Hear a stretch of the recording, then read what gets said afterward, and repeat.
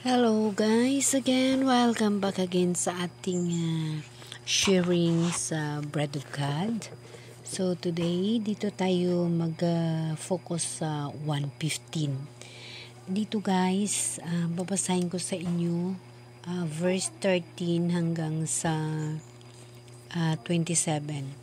Ito guys, kung inyong pag-aaralan at kung inyong basahin na mabuti, again guys, 1:15 verse 18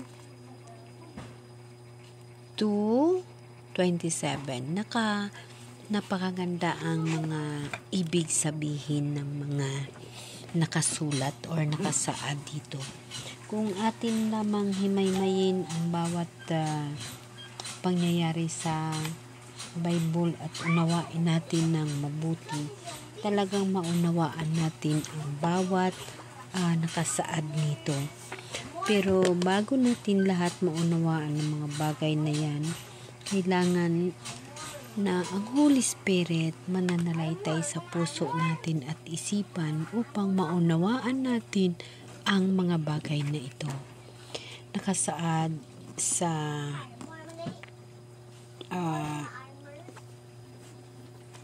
verse 18, 18 guys, 18 hindi 13. Dito tayo magsimula sa, kung mayroon kayong mga Bible, subaybayan ninyo at titingnan ninyo ang pagkapuot ng sanlibutan. Napakalalim na termino, ang pagkapuot ng sanlibutan. Kung napupuot sa inyo ang sanlibutan, dapat ninyong malaman na pupuot na ito sa akin bago sa inyo, Tama. Halimbawa lamang ang mga tao sa mundo, kung nagagalit sa halimbawa, example, may dalawang tao. So, ang isa ay maka-Diyos, ang isa hindi. So, yung hindi maka-Diyos napupuot sa maka-Diyos. So, ipagpatuloy natin. Kung kayo nga'y sa sanlibutan, iibigin kayo nito bilang kanya. Ngunit yamang hindi kayo sa sanlibutan, kundi pinili ko kayo mula rito, ito'y mapupuot sa inyo. So, again guys, So, ang halimbawa natin, yung napupuot na tao at ang hindi napupuot. Yung napupuot na tao, hindi ho yun mga Diyos. Ang pinagkapuutan ho, yung maka-Diyos. So, yun yung mga example na tayo mga tao dito sa mundo ay dalawang uri.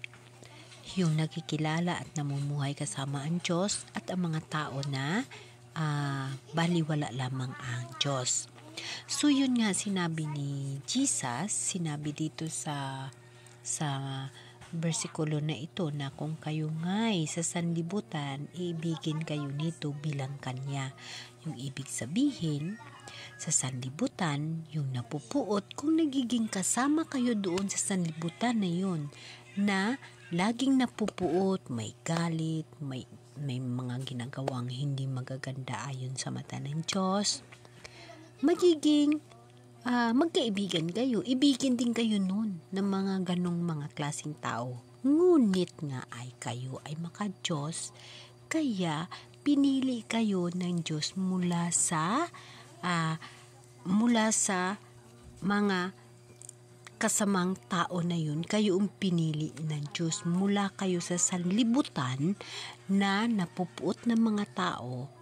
Ngunit kayo ay pinili ng Diyos, kaya walang puot sa puso at sa isip ninyo, Kasi sa sanlibutan, dalawa ang tao. Ang napupuot, yung gumagawa ng mga pagkakamali at hindi nabubuhay kasama ang Diyos, at ang hindi napupuot na namumuhay na kasama ang Diyos.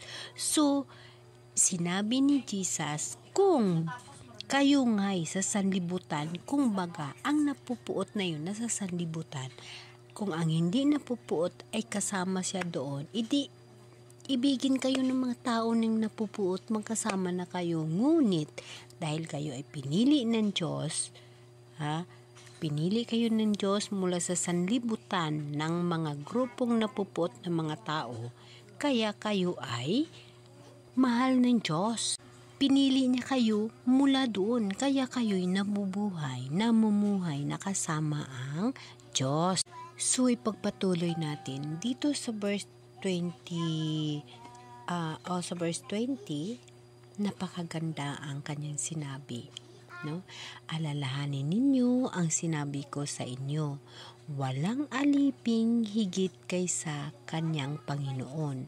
Kung ako'y inuusig nila, uusugin din nila kayo. Kung tinupad nila ang aking salita, tutuparin din nila ang salita ninyo. Diba napakaganda? Ngunit ang hindi nakaunawa, mahihirapan umintindi. Ngunit pag ang Holy Spirit, ang Espiritu ng Diyos na sa sayo, maunawaan mo ang pinapahiwatig ng nakasaad dito. No?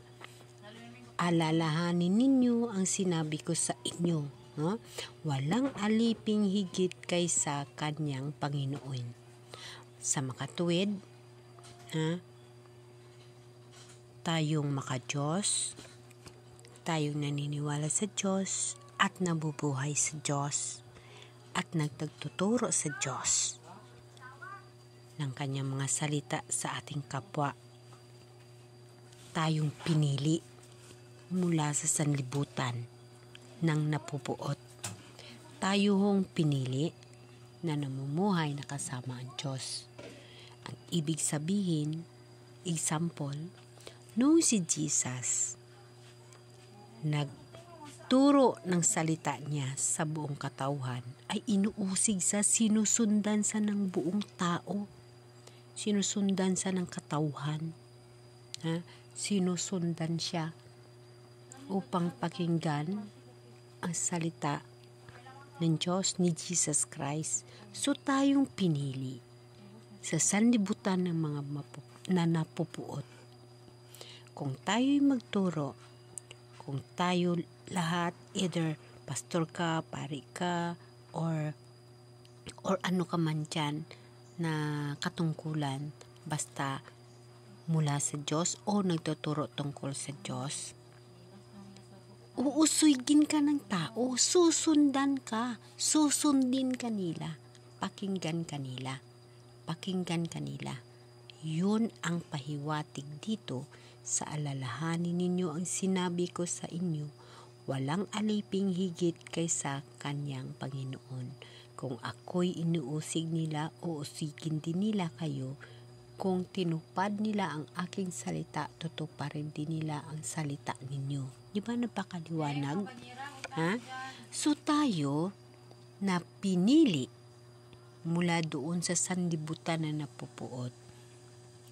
Kung ihahambing natin ang pagtuturo kagaya sa pagturo ng ating Panginoon noon, inuusig, sinusundan, ang daming tao sumusunod sa Kanya, ganun din ho ang mga simbahan, mga pastor, lahat na tumuturo sa Diyos, inuusig din ho yun, sinusundan ho yun dahil sa Kanyang sinabi, sa Kanyang salita. Kaya'y susundan ka ng tao o usigin ka. So, ngunit sa verse 21, ngunit ang lahat ng ito'y gagawin nila sa inyo dahil sa akin.